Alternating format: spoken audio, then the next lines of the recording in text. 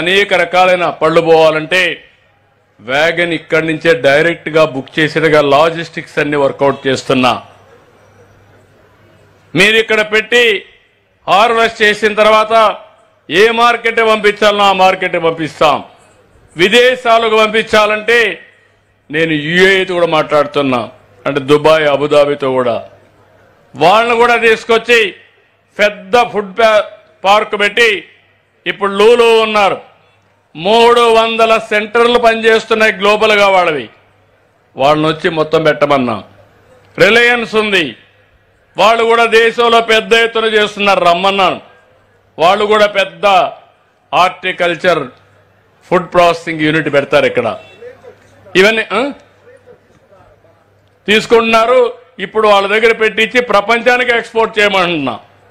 ఇండియాకే కాకుండా వాళ్ళకే కాకుండా ప్రపంచానికి చేసే విధంగా ప్రపంచం మొత్తం ఒక రోజున మా రాయలసీమలో పండించిన పండ్లు తినే పరిస్థితి తీసుకొస్తామని మరొక్కసారి మీ అందరికీ హామీ ఇస్తున్నా.